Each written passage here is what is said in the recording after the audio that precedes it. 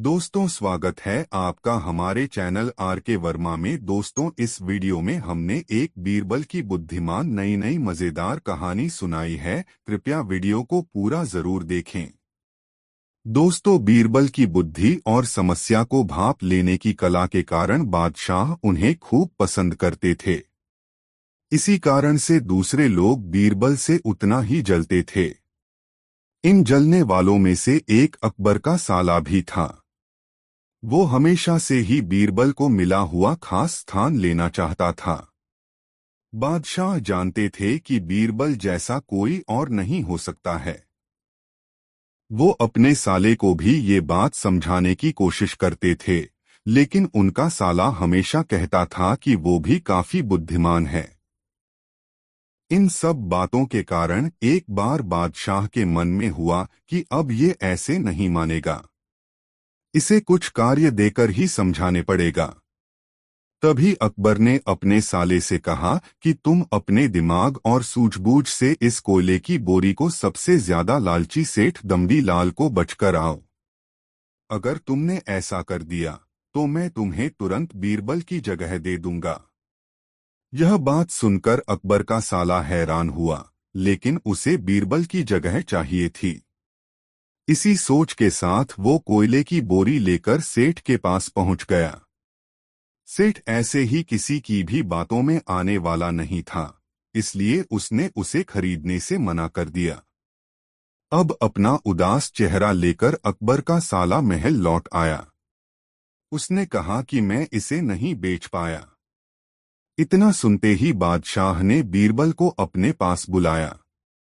उन्होंने अपने साले के सामने ही बीरबल से कहा कि तुम्हें सेठ दमड़ी लाल को यह कोयले की बोरी बेचनी है। बादशाह का आदेश मिलने पर बीरबल ने कहा कि आप एक बोरी बेचने के लिए कह रहे हैं। मैं उस सेठ को एक कोयले का टुकड़ा ही 10,000 में बेच सकता हूं। यह बात सुनकर अकबर का साला दंग रह गया। अकबर ने कहा कि ठीक है, तुम एक ही कोयले का टुकड़ा बेच आओ। बादशाह का आदेश मिलते ही एक कोयले का टुकड़ा उठाकर बीरबल वहां से चले गए। उन्होंने सबसे पहले एक मलमल के कपड़े का कुर्ता अपने लिए सिलवाया। फिर उसे पहनकर अपने गले में हीरे मोती की मालाएं डाल लीं और महंगे दिखने वाले जूते भी पहन लिए।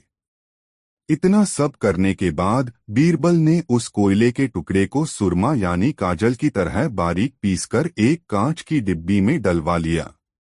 इसी भेष में वो महल के मेहमान घर में आ गए।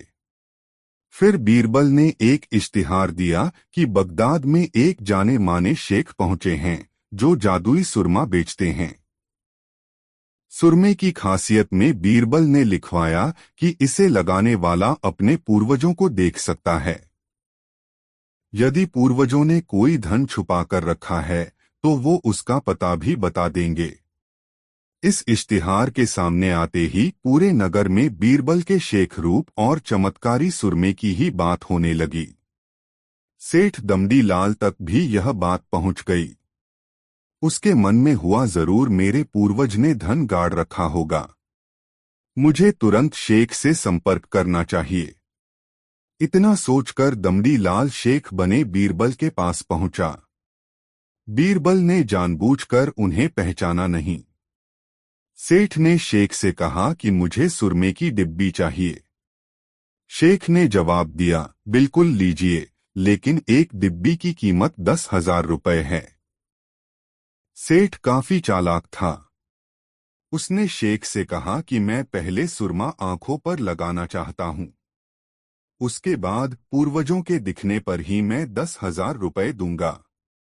शेख बने बीरबल ने कहा कि ठीक है, आपको ऐसा करने की इजाजत है। बस आपको सुरमे की जांच करने के लिए चौराहे पर चलना होगा। चमत्कारी सुरमे का करिश्मा देखने के लिए वहां लोगों की भीड़ लग गई। तब बीरबल बने शेख जोर जोर से कहने लगे कि इस चमत्कारी सुरमे को सेठ जी लगाएंगे। अगर ये सेठ अपने माता पिता की ही औलाद हैं तो इन्हें सुरमा लगाते ही तुरंत पूर्वज नजर आ जाएंगे। पूर्वज नहीं दिखे तो मतलब यह होगा कि वो अपने माता पिता की औलाद नहीं हैं। असली औलादों को ही यह सुरमा लगाने पर अपने पूर्वज नजर आते हैं। यह सब कहने के बाद शेख ने सेठ के आंखों पर सुरमा लगा दिया और कहा कि आंखें बंद कर लो। सेठ ने आंखें बंद तो की, लेकिन उन्हें कोई भी नहीं दिखा।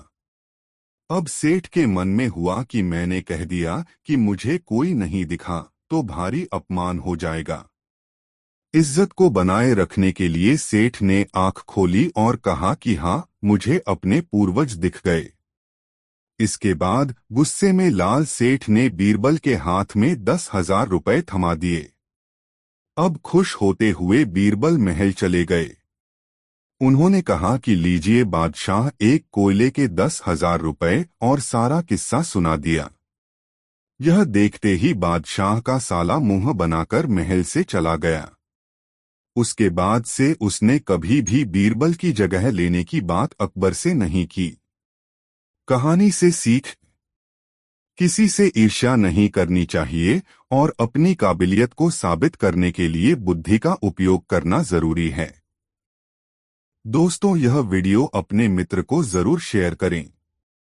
दो सोने का खेत बहुत मजेदार कहानी। अकबर के महल में कई कीमती सजावट की वस्तुएं थीं, लेकिन एक गुलदस्ते से अकबर को खास लगाव था। इस गुलदस्ते को अकबर हमेशा अपनी पलंग के पास रखवाते थे। एक दिन अचानक महाराज अकबर का कमरा साफ करते हुए उनके सेवक से वह गुलदस्ता टूट गया।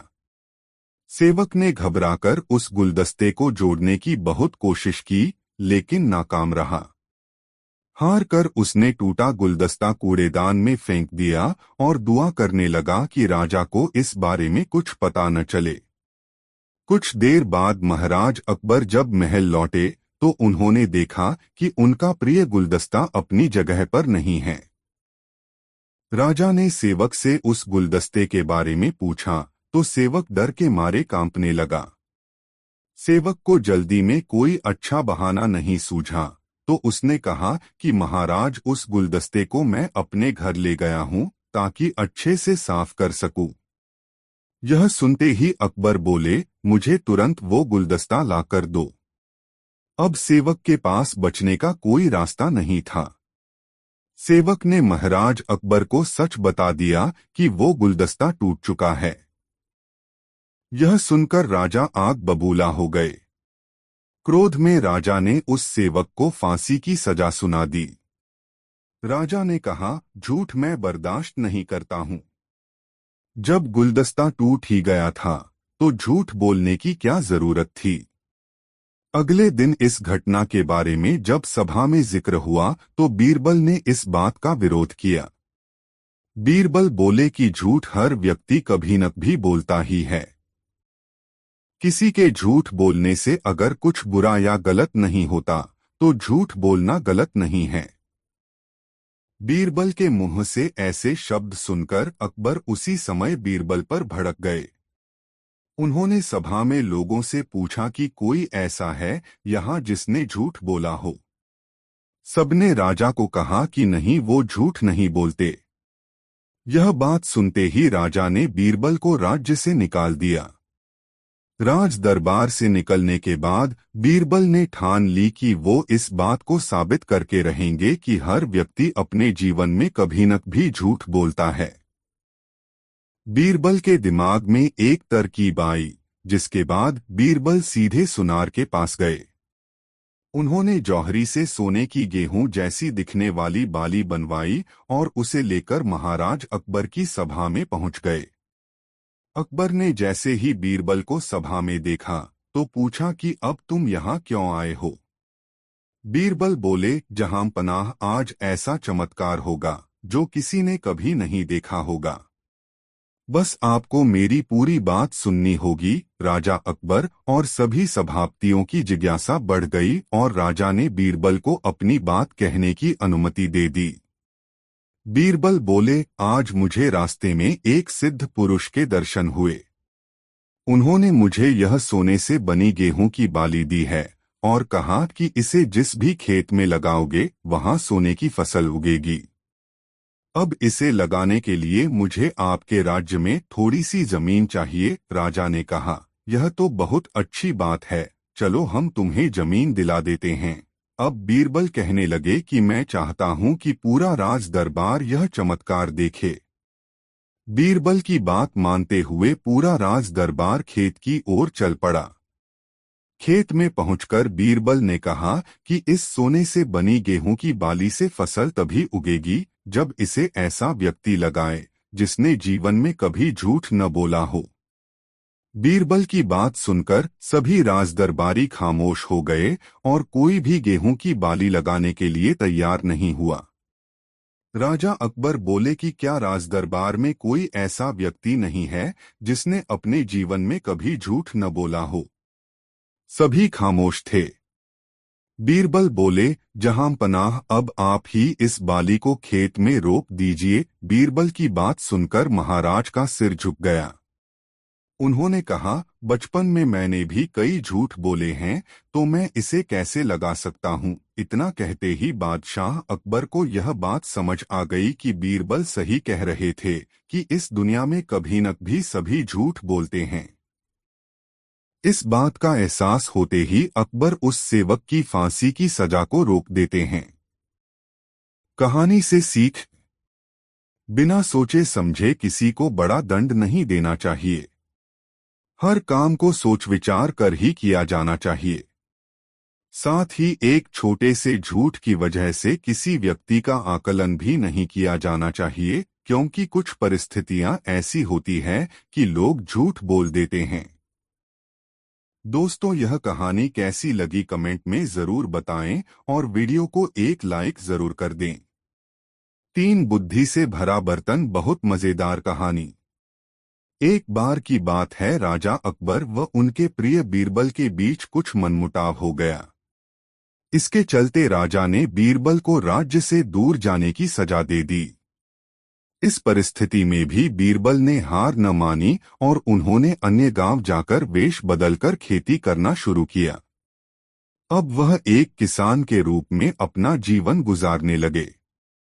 शुरू में तो राजा अकबर के लिए सब कुछ सामान्य सा था, लेकिन कुछ ही दिन बीते थे कि राजा को अपनी गलती का एहसास होने लगा।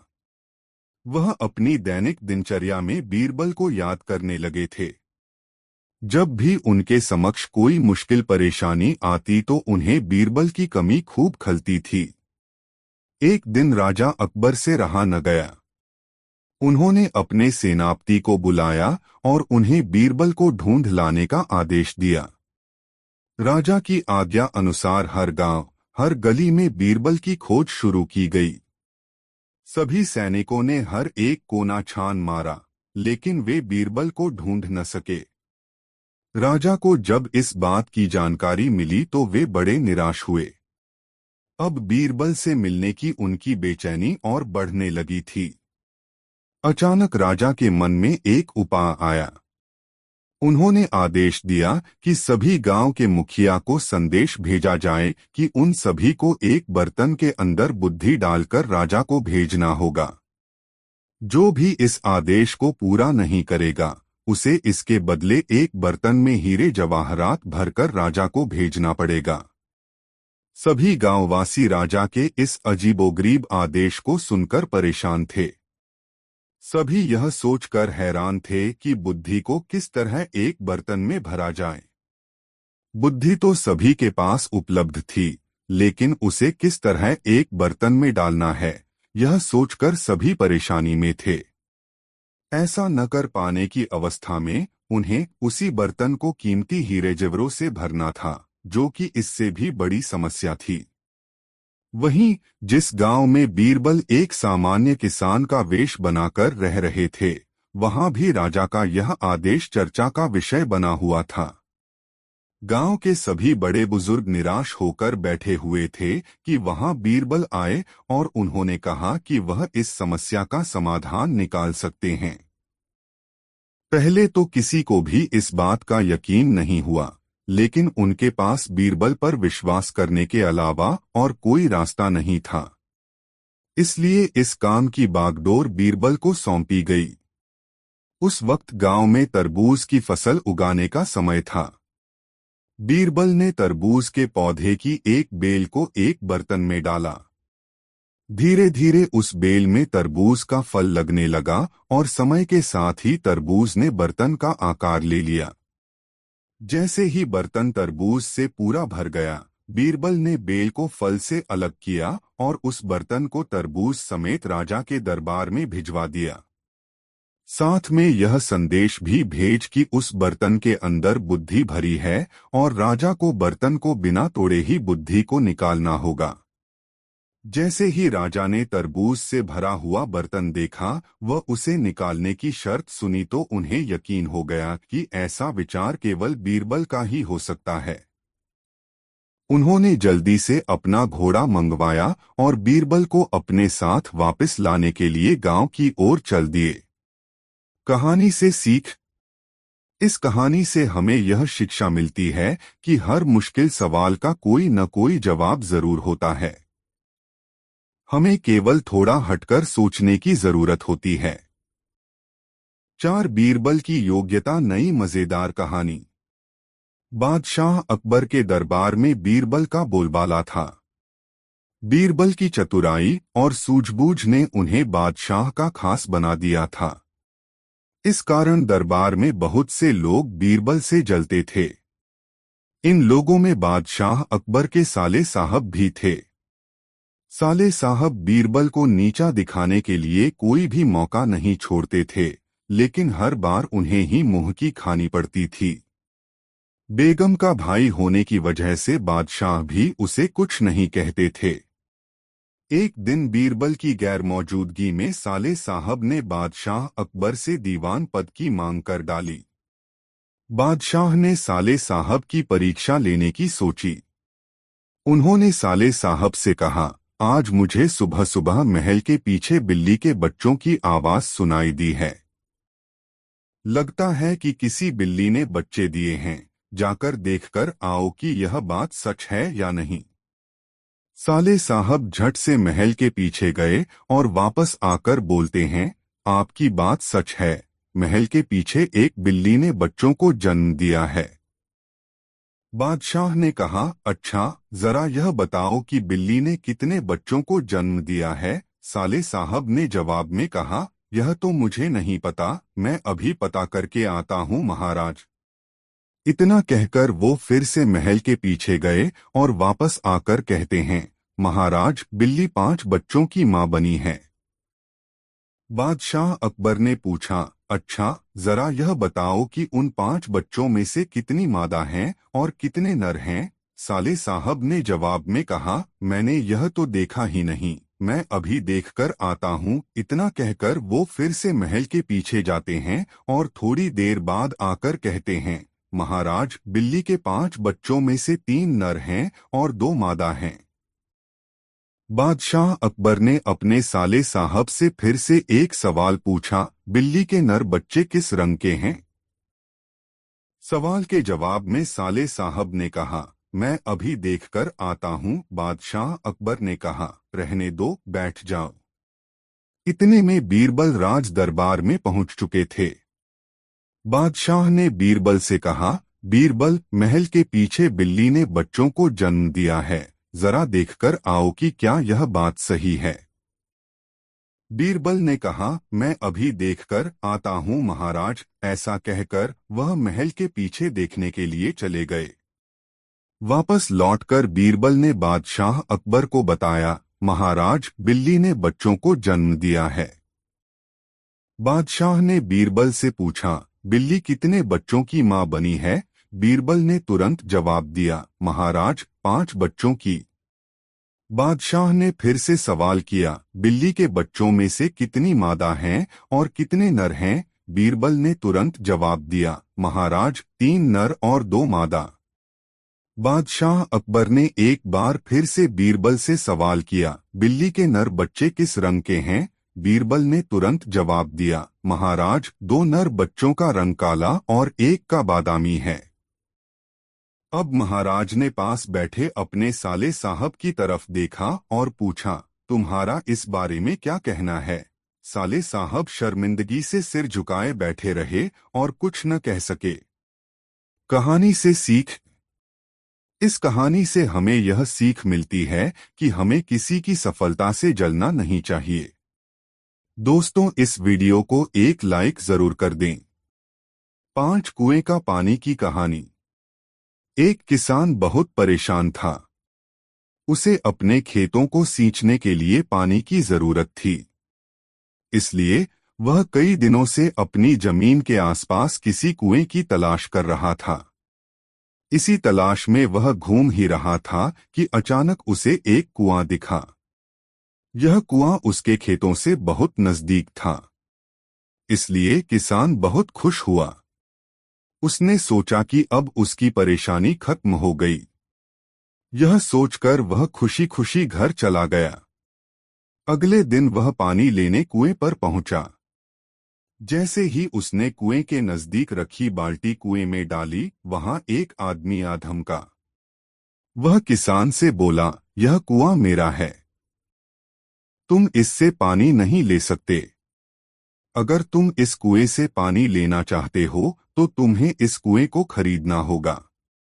यह बात सुनकर किसान कुछ देर रुका और फिर मन ही मन सोचने लगा कि अगर मैं इस कुएं को खरीद लूं तो मुझे कभी पानी की कमी नहीं होगी और न ही मुझे पानी के लिए इधर-उधर भटकना पड़ेगा। फिर क्या था, दोनों के बीच एक रकम तय हुई। किसान के पास उतने पैसे तो थे नहीं, लेकिन वह यह मौका छोड़ना नहीं चाहता था। इसलिए किसान ने उस आदमी को अगले दिन वह रकम देने का वादा किया और घर की ओर चल दिया। किसान के लिए कुआं खरीदने का यह अच्छा मौका था, इसलिए वह इस काम में जरा भी देर नहीं करना चाहता था। घर पहुंचते ही उसने अपने करीबियों और दोस्तों से इस बारे में बात की और कुएं के लिए तय हुई रकम का इंतजाम करने में जुट गया। थोड़ी भागदौड़ और कोशिश के बाद आखिरकार उसने वह रकम जमा कर ली। अब वह पूरी तरह से निश्चिंत हो चुका था कि उसे कुआं खरीदने से कोई नहीं रोक सकता। जमा हुए पैसों को लेकर वह फिर घर चल दिया। उसे बड़ी बेसब्री से इंतजार था कि कब रात खत्म होगी और वह कुआं खरीदने जाएगा। इसी सोच में वह पूरी रात सो नहीं सका। अगले दिन सुबह होते ही वह कुआं खरीदने निकल पड़ा। उस आदमी के घर पहुंच किसान ने उसके हाथ पर पैसे रखे और कुएं को खरीद लिया। अब तो कुआं किसान का हो गया था, तो फिर उसने पानी निकालने में देर नहीं की। जैसे ही किसान ने कुएं से पानी निकालने के लिए बाल्टी उठाई, उस आदमी ने फिर बोला, ठहरो, तुम इस कुएं से पानी नहीं निकाल सकते हो। मैंने तुम्हें कुआं बेचा है, कुएं का पानी अभी भी मेरा है। किसान मायूस हो गया और न्याय के लिए राजा के दरबार में शिकायत करने पहुंच गया। मालूम है उस राजा का नाम क्या था? राजा अकबर। राजा अकबर ने उस किसान की पूरी कहानी सुनी और फिर उस आदमी को दरबार में बुलाया जिसने वह कुआं बेचा था। राजा का फरमान सुनते ही वह आदमी भागा भागा दरबार में हाजिर हो गया। राजा ने उससे पूछा, जब तुमने इस किसान को अपना कुआं बेच दिया तो फिर इसे पानी क्यों नहीं लेने दे रहे हो? आदमी बोला, महाराज, मैंने इसे केवल कुआं बेचा था, पानी नहीं। यह बात सुनकर राजा भी सोच में पड़ गए। उन्होंने कहा कि बात तो यह पते की कह रहा है, कुआं बेचा है, पानी तो नहीं। काफी देर सोचने के बाद जब इस समस्या को सुलझाने में वह नाकाम हो गए तो उन्होंने बीरबल को बुलाया। बीरबल बहुत ही बुद्धिमान था, इसलिए राजा अकबर किसी भी मामले पर फैसला लेने से पहले उसकी राय जरूर लेते थे। बीरबल ने एक बार फिर दोनों से उनकी समस्या पूछी। पूरी बात जानने के बाद बीरबल ने उस आदमी से कहा, ठीक है, तुमने कुआं बेचा, पानी नहीं। फिर तुम्हारा पानी किसान के कुएं में क्या कर रहा है? कुआं तुम्हारा नहीं है, फौरन अपने पानी को कुएं से बाहर निकालो। बीरबल का इतना कहते ही उस आदमी को समझ आ गया कि अब उसकी चालाकी किसी काम नहीं आने वाली। उसने राजा से फौरन माफी मांगी और माना कि कुएं के साथ उसके पानी पर भी किसान का पूरा अधिकार है। यह देखकर राजा अकबर ने बीरबल की बुद्धिमानी की तारीफ की और कुआं बेचने वाले आदमी पर धोखेबाजी के लिए जुर्माना लगाया। कहानी से सीख। किसान और कुएं की कहानी से पता चलता है कि अपने आप को दूसरे से अधिक चालाक नहीं समझना चाहिए। साथ ही धोखा देने की आदत से भी दूर रहना चाहिए, क्योंकि कोई ऐसा भी हो सकता है जो आपसे भी अधिक बुद्धि का इस्तेमाल करना जानता हो। ऐसे में आपका धोखा पकड़ा जाएगा और आपको अपने किए का भुगतान करना होगा, जैसे इस कहानी के अंत में कुआं बेचने वाले आदमी को करना पड़ा। दोस्तों, कहानी कैसे लगी कमेंट में जरूर बताएं। 6 नकली शेर की बहुत मजेदार कहानी। सालों पहले की बात है जब राजा एक दूसरे को पैगाम के साथ ही कुछ पहेलियां भी भेजा करते थे। ऐसे ही किसी एक राजा का दूत सर्दियों के मौसम में एक दिन मुगल साम्राज्य के बादशाह अकबर के दरबार में पहुंचा। वह अपने साथ पहेली के रूप में पिंजरे में कैद एक नकली शेर लेकर गया था। राजा ने पहेली के साथ एक पैगाम भी भेजा था। पैगाम में लिखा था कि क्या मुगल राज्य में कोई ऐसा बुद्धिमान है जो पिंजरे और शेर को छुए बिना शेर को बाहर निकाल सके। अब मुगल सम्राट अकबर सोच में पड़ गए कि आखिर शेर और पिंजरे को हाथ लगाए बिना भला शेर को कैसे बाहर निकाला जा सकता है। पहेली के साथ भेजे गए पैगाम में यह भी साफ लिखा था कि पिंजरे से शेर को बाहर निकालने के लिए एक व्यक्ति को एक ही बार मौका मिलेगा। अकबर काफी परेशान हो गए। उन्हें लगा कि यह तो बहुत मुश्किल है और अगर शेर को पिंजरे से बाहर नहीं निकाल पाए तो मुगल राज्य की काफी बदनामी भी होगी। ये सब सोचते सोचते उन्होंने दरबार में मौजूद सभी की तरफ देखते हुए पूछा, है कोई जो इस पहेली को सुलझा सके। लेकिन हर कोई इसी सोच में डूबा था कि आखिर यह संभव कैसे हो सकता। अकबर के पूछने पर जब किसी ने जवाब नहीं दिया तो उन्हें अपने वजीर बीरबल की याद आने लगी, जो सभा में मौजूद नहीं थे। उन्होंने तुरंत दरबान को भेजकर बीरबल को दरबार में हाजिर होने का आदेश भिजवाया, लेकिन अफसोस बीरबल किसी सरकारी काम से राज्य से बाहर गए हुए थे। रात भर अकबर इसी सोच में डूबे रहे कि आखिर पहेली को कैसे सुलझाया जाए। दूसरे दिन फिर दरबार लगा, लेकिन बीरबल की कुर्सी खाली देखकर अकबर उदास हो गए। बादशाह ने एक बार फिर दरबारियों से पूछा, क्या किसी के पास इस शेर को पिंजरे से बाहर निकालने की कोई तरकीब है। इतने में एक दरबान अकबर के सामने आया और उसने शेर को पिंजरे से निकालने की कोशिश की, लेकिन वो नाकामयाब रहा। दूसरे दरबान ने पहेली को सुलझाने के लिए एक जादूगर को बुलवाया, लेकिन वो भी विफल रहा। कोशिश करते करते शाम होने को आई, तभी बीरबल दरबार में पहुंच गए। अकबर को परेशान देखकर बीरबल ने पूछा, क्या बात है सम्राट, आप इतने परेशान क्यों हैं। बादशाह ने तुरंत शेर से जुड़ी पहेली के बारे में बीरबल को सब कुछ बताया। अकबर ने बीरबल से पूछा, क्या तुम इस शेर को पिंजरे से बाहर निकाल सकते हो। बीरबल ने कहा, हाँ मैं कोशिश कर सकता हूँ। अकबर बहुत खुश हुए, क्योंकि मुगल साम्राज्य में बीरबल के जैसा बुद्धिमान और चतुर दूसरा कोई नहीं था। शेर को पिंजरे से बाहर निकालने के लिए बीरबल ने अकबर से कहा कि उन्हें 2 सुलगती हुई लोहे की छड़ व सरिये की आवश्यकता है। शहंशाह ने तुरंत इसकी व्यवस्था करने को कहा। जैसे ही बीरबल को लोहे की छड़ मिली तो उन्होंने पिंजरे को छुए बिना छड़ को अंदर पहुंचाकर उसे नकली शेर पर रख दिया। शेर लोहे की गर्म छड़ के स्पर्श में आते ही पिघलने लग गया, क्योंकि वो मोम का शेर था। देखते ही देखते पूरा शेर मोम के रूप में पिंजरे से बाहर निकल गया। बीरबल की इस अक्लमंदी पर अकबर बहुत प्रसन्न हुए। उन्होंने बीरबल से पूछा, अरे आखिर तुम्हें पता कैसे चला कि यह पिंजरे के अंदर मोम का शेर कैद है। बीरबल ने बड़ी ही नम्रता से जवाब दिया, हजूर, बस शेर को गौर से देखने की जरूरत थी। मैंने जब पहेली के बारे में जानने के बाद उसे गौर से देखा तो लगा कि यह मोम का शेर हो सकता है। साथ ही राजा ने यह भी नहीं बताया था कि शेर को कैसे बाहर निकालना है, तो मैंने उसे पिघलाकर बाहर निकाल दिया। इधर दरबार में बीरबल की जय जयकार होने लगी। उधर पहेली लेकर अकबर के दरबार पहुंचा राजदूत अपने राज्य वापस लौट गया और बीरबल के इस कारनामे के बारे में राजा को बताया। कहा जाता है कि उस दिन के बाद से राजा ने ऐसी पहेली भेजना छोड़ दिया था। सीखा, अक्लमंदी से सब कुछ संभव है।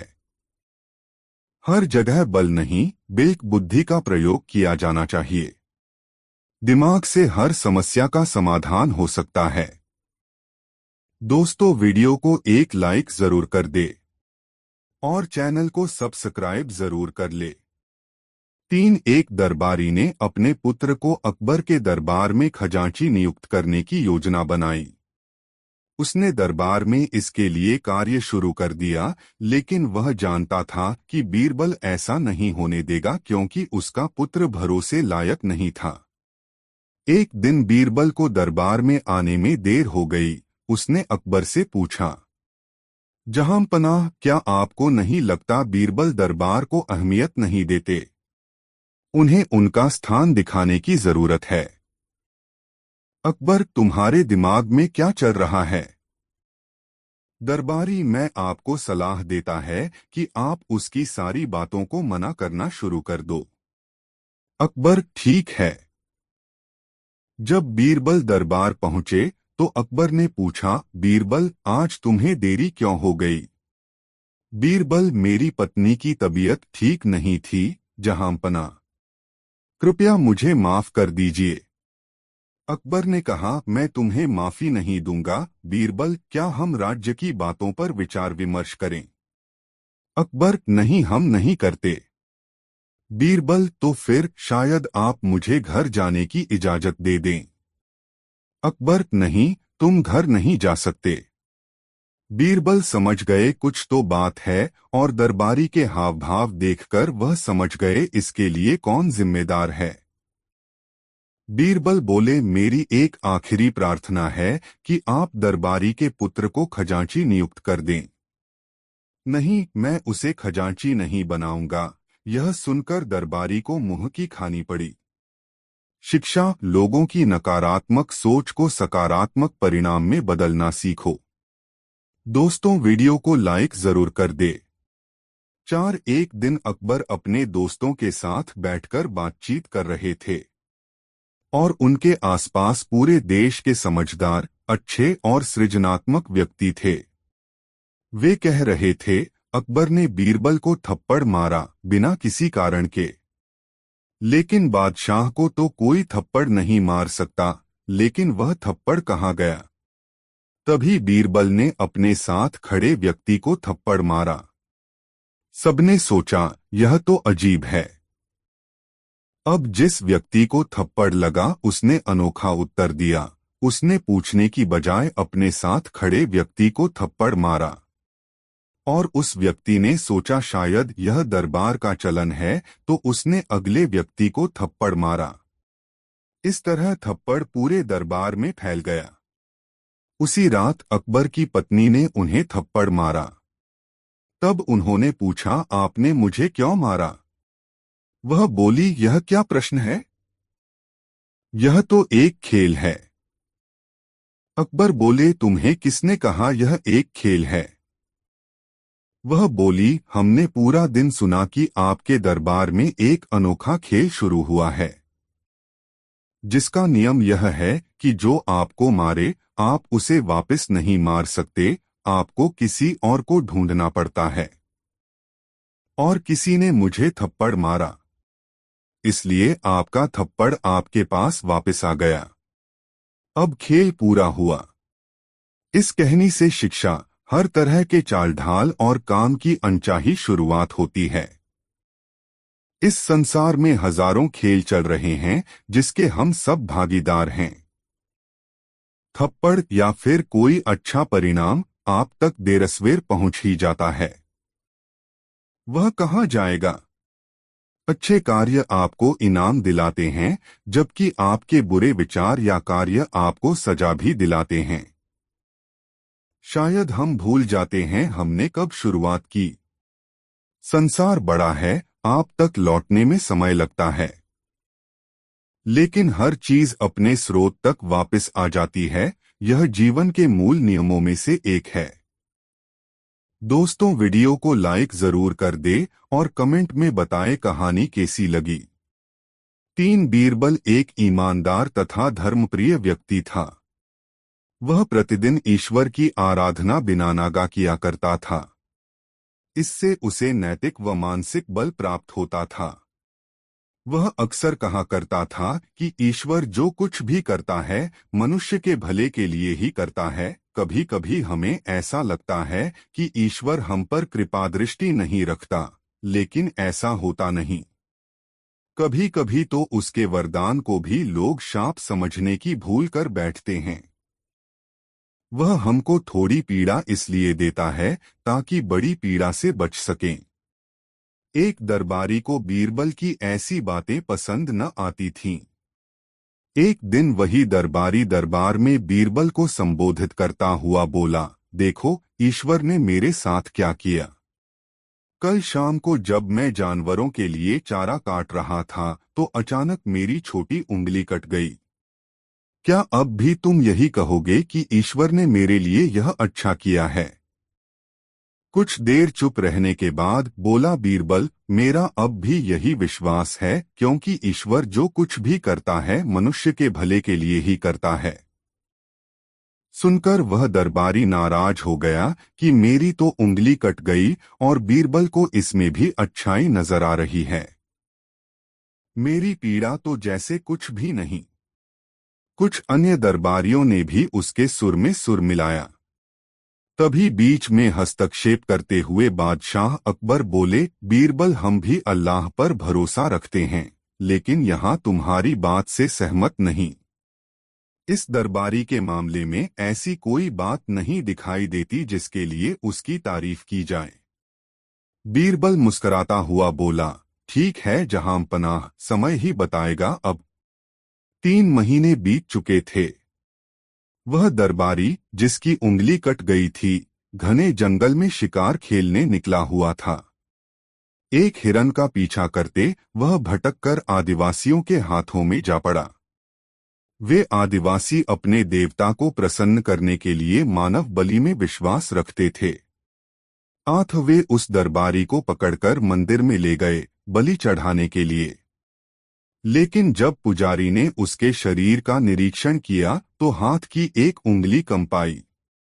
नहीं, इस आदमी की बलि नहीं दी जा सकती, मंदिर का पुजारी बोला। यदि 9 उंगलियों वाले इस आदमी को बलि चढ़ा दिया गया तो हमारे देवता बजाय प्रसन्न होने के क्रोधित हो जाएंगे। अधूरी बलि उन्हें पसंद नहीं।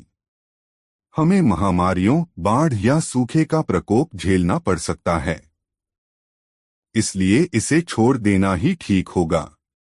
और उस दरबारी को मुक्त कर दिया गया। अगले दिन वह दरबारी दरबार में बीरबल के पास आकर रोने लगा।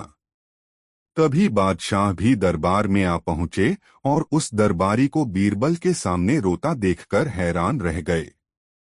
तुम्हें क्या हुआ, रो क्यों रहे हो? अकबर ने सवाल किया। जवाब में उस दरबारी ने अपनी आप बीती विस्तार से कह सुनाई। वह बोला, अब मुझे विश्वास हो गया है कि ईश्वर जो कुछ भी करता है मनुष्य के भले के लिए ही करता है। यदि मेरी उंगली न कटी होती तो निश्चित ही आदिवासी मेरी बलि चढ़ा देते। इसीलिए मैं रो रहा हूं, लेकिन ये आंसू खुशी के हैं। मैं खुश हूं क्योंकि मैं जिंदा हूं। बीरबल के ईश्वर पर विश्वास को संदेह की दृष्टि से देखना मेरी भूल थी। अकबर ने मंद मंद मुस्कराते हुए दरबारियों की ओर देखा जो सिर झुकाए चुपचाप खड़े थे। अकबर को गर्व महसूस हो रहा था कि बीरबल जैसा बुद्धिमान उसके दरबारियों में से एक है। दोस्तों, वीडियो कैसा लगा कमेंट में जरूर बताएं। एक रात सोते समय बादशाह अकबर ने यह अजीब सपना देखा कि केवल एक छोड़कर उनके बाकी सभी दांत गिर गए हैं। फिर अगले दिन उन्होंने देश भर के विख्यात ज्योतिषियों व नुजूमियों को बुला भेजा और उन्हें अपने सपने के बारे में बताकर उसका मतलब जानना चाहा। सभी ने आपस में विचार विमर्श किया और एक मत होकर बादशाह से कहा, जहां पनाह, इसका अर्थ यह है कि आपके सारे नाते रिश्तेदार आपसे पहले ही मर जाएंगे। यह सुनकर अकबर को बेहद क्रोध हो आया और उन्होंने सभी ज्योतिषियों को दरबार से चले जाने को कहा। उनके जाने के बाद बादशाह ने बीरबल से अपने सपने का मतलब बताने को कहा।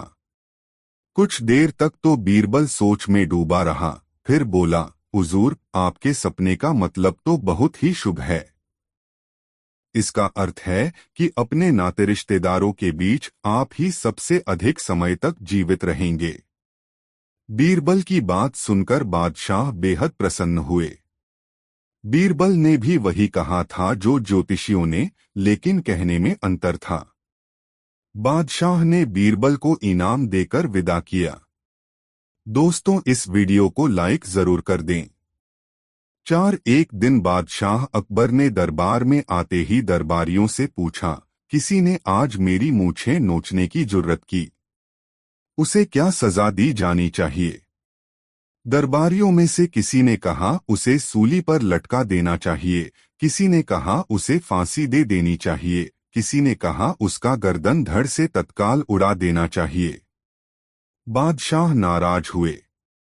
अंत में उन्होंने बीरबल से पूछा, बीरबल, तुमने कोई राय नहीं दी?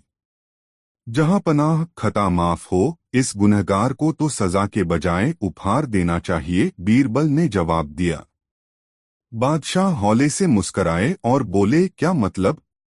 जहां पनाह, जो व्यक्ति आपकी मूछें नोचने की जुर्रत कर सकता है, वह आपके शहजादे के सिवा कोई और हो ही नहीं सकता जो आपकी गोद में खेलता है। गोद में खेलते खेलते उसने आज आपकी मूछें नोच ली होंगी। उस मासूम को उसकी इस जुर्रत के बदले मिठाई खाने की मासूम सजा दी जानी चाहिए, बीरबल ने खुलासा किया।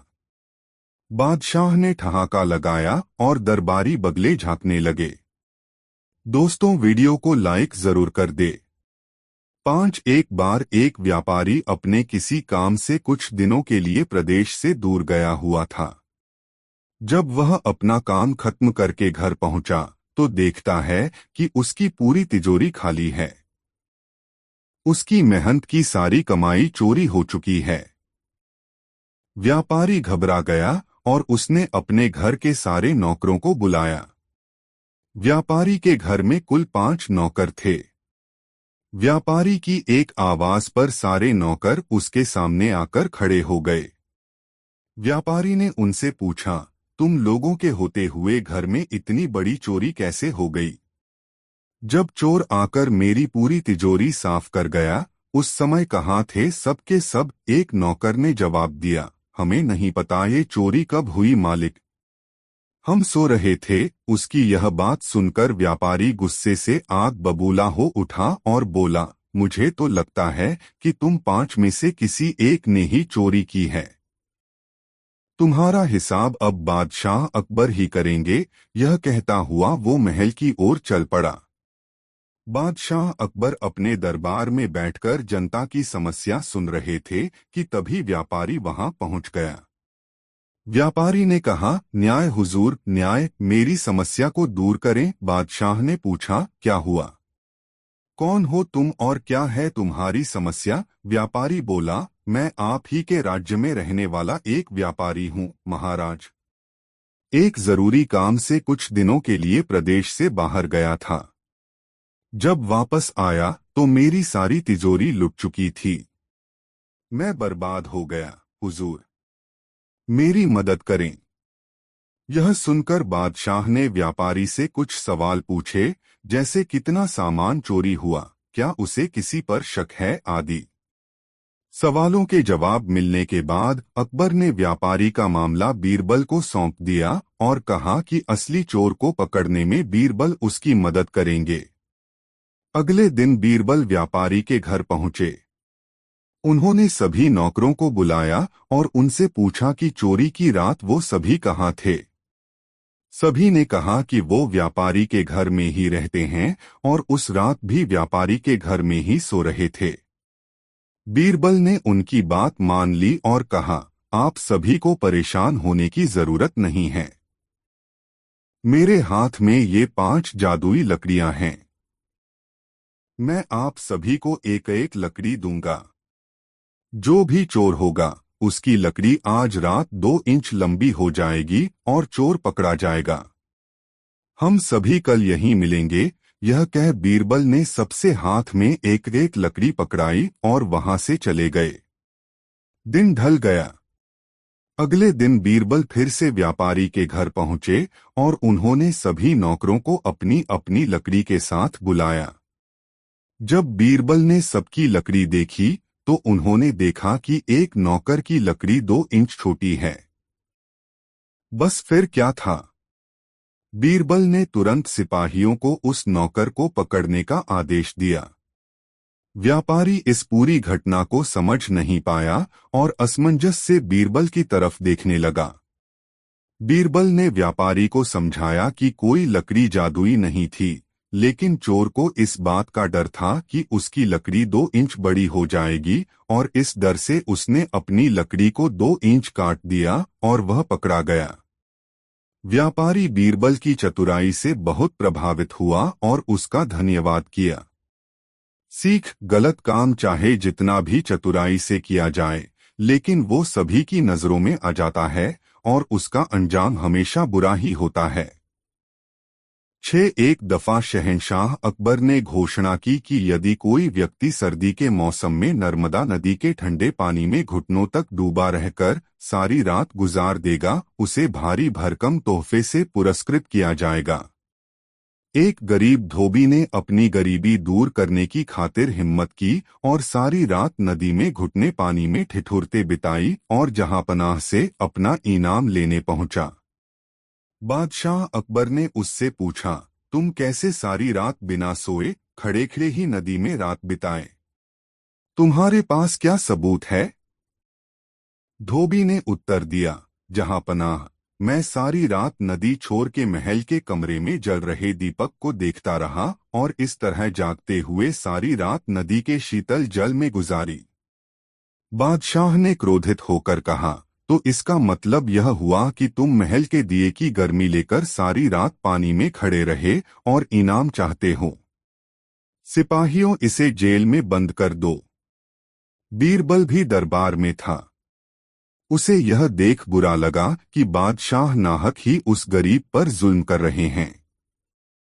बीरबल दूसरे दिन दरबार में हाजिर नहीं हुआ, जबकि उस दिन दरबार की एक आवश्यक बैठक थी। बादशाह ने एक खादिम को बीरबल को बुलाने भेजा। खादिम ने लौटकर जवाब दिया, बीरबल खिचड़ी पका रहे हैं और वह खिचड़ी पकते ही उसे खाकर आएंगे। जब बीरबल बहुत देर बाद भी नहीं आए तो बादशाह को बीरबल की चाल में कुछ संदेह नजर आया। वे खुद तफ्तीश करने पहुंचे।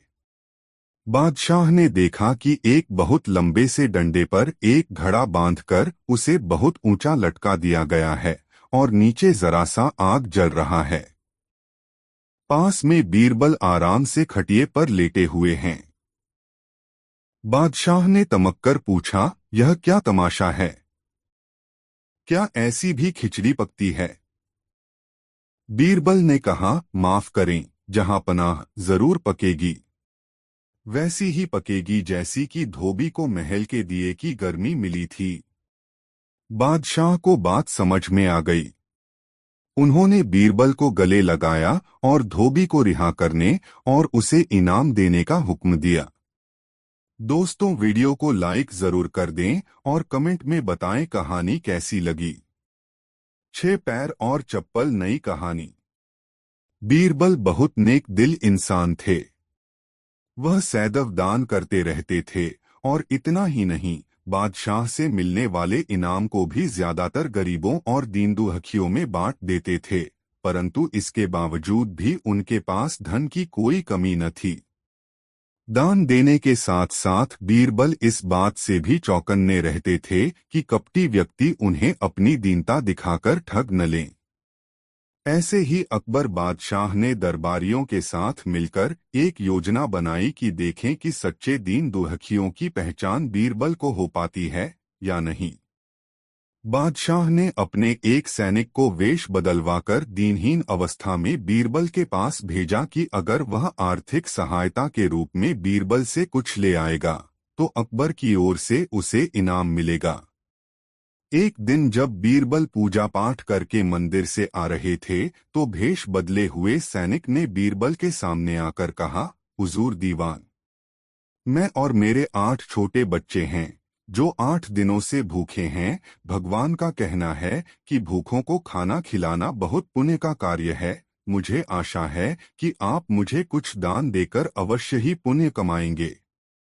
बीरबल ने उस आदमी को सिर से पांव तक देखा और एक क्षण में ही पहचान लिया कि वह ऐसा नहीं है जैसा वह दिखावा कर रहा है। बीरबल मन ही मन मुस्कराए और बिना कुछ बोले ही उस रास्ते पर चल पड़े जहां से होकर एक नदी पार करनी पड़ती थी। वह व्यक्ति भी बीरबल के पीछे पीछे चलता रहा। बीरबल ने नदी पार करने के लिए जूती उतारकर हाथ में ले ली। उस व्यक्ति ने भी अपने पैर की फटी पुरानी जूती हाथ में लेने का प्रयास किया। बीरबल नदी पार कर कंकरीले मार्ग आते ही 2-4 कदम चलने के बाद ही जूती पहन लेता। बीरबल यह बात भी गौर कर चुके थे कि नदी पार करते समय उसका पैर धुलने के कारण वह व्यक्ति और भी साफ सुथरा, चिकना, मुलायम गोरी चमड़ी का दिखने लगा था, इसलिए वह मुलायम पैरों से कंकरीले मार्ग पर नहीं चल सकता था। दीवान जी, दीन तहीन की पुकार आपने सुनी नहीं, पीछे आ रहे व्यक्ति ने कहा। बीरबल बोले, जो मुझे पापी बनाए मैं उसकी पुकार कैसे सुन सकता हूँ? क्या कहा? क्या आप मेरी सहायता करके पापी बन जाएंगे? हाँ, वह इसलिए कि शास्त्रों में लिखा है कि बच्चे का जन्म होने से पहले ही भगवान उसके भोजन का प्रबंध करते हुए उसकी माँ के स्तनों में दूध दे देता है, उसके लिए भोजन की व्यवस्था भी कर देता है। यह भी कहा जाता है कि भगवान इंसान को भूखा उठाता है पर भूखा सुलाता नहीं है। इन सब बातों के बाद भी तुम अपने आप को 8 दिन से